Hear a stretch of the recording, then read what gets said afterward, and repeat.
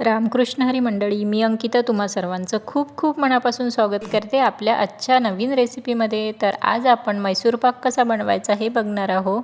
चला तर मग रेसिपीला सुरुवात करूया. इथे मी एक भांडं एवढं बेसन घेतलेलं आहे.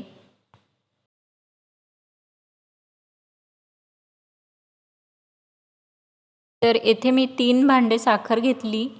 आता या साखरेमध्ये आपल्याला 1.5 भांडं पाणी घालायचं आहे. आपल्याला आधी पाक बनवून घ्यायचा आहे. त्यासाठी इथे मी 1.5 भांडं पाणी घातलं. आता आपल्याला एकसारखं असं फिरवत राहायचं आहे. इकडे आपला पाक तयार होत आहे, तोपर्यंत आपण तेल मोजून घेऊया. इथे ज्या भांड्याने आपण बेसन घेतलं त्याच भांड्याने आपल्याला 3 भांडे एवढं तेल घ्यायचं आहे. इथे तेलासाठी भांडं थोडंसं छोटं झालं, त्यामुळे मी इथे दुसरा मोठा गंज घेतला. आता यात 3 भांडे तेलामध्ये आपल्याला 1 भांडं एवढं बेसन घालायचं आहे आणि छान असं एकजीव करून घ्यायचं आहे बेसन. सुरुवातीला आपल्याला वाटेल येथे की गुठळ्या होईल, परंतु येथे गुठळ्या वगैरे काही होत नाही. बेसन व्यवस्थितरित्या यामध्ये एकजीव होतं. इथे तुम्ही बघू शकता आपलं बेसन या तेलामध्ये छान असं एकजीव झालेलं आहे. गुठळी वगैरे काही दिसत नाही इथे. आता हे बेसन आपण पाकामध्ये घालणार आहोत. इथे पाक तयार झाला की नाही आपण चेक करतोय. हे बघा, इथे एक तार तुटत आहे, म्हणजेच आपला पाक तयार आहे. आता या तयार पाकामध्ये आपण मगाशी जे तेलामध्ये बेसन कालवलं होतं ते मिक्स करणार आहोत. थोडं थोडं करून घालायचं आहे आणि चम्मच आपल्याला एकसारखा असा फिरवत राहायचा आहे. आता आपल्याला या मिश्रणामध्ये अर्धा चम्मच एवढा सोडा घालायचा आहे.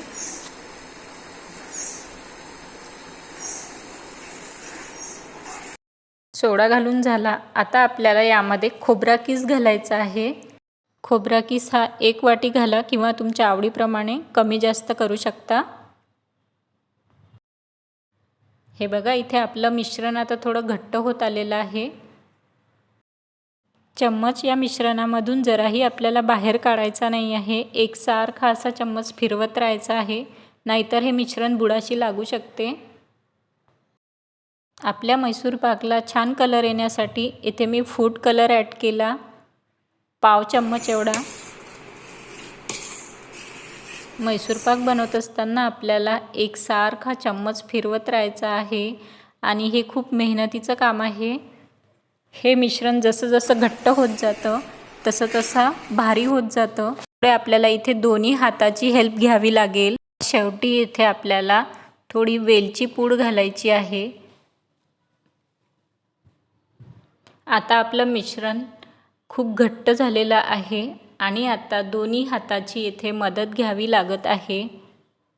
इथे तुम्ही बघू शकता या मिश्रणाने गंज सोडलेला आहे, म्हणजेच हे मिश्रण आता काटानी नाही तर मध्यभागी आलेलं आहे. याचाच अर्थ आता आपलं मिश्रण येथे तयार आहे. बघा, पहिलेपेक्षा किती घट्ट आलेलं आहे आणि कलरसुद्धा याचा चेंज झालेला आहे. आता हे मिश्रण आपण ताटामध्ये ओतून घेणार आहोत.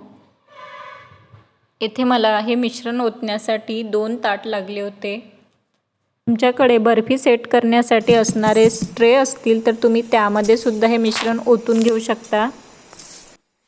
हे मिश्रण ओतत असताना आपल्याला लक्षात ठेवायचं आहे की याला दाबायचं नाही आहे.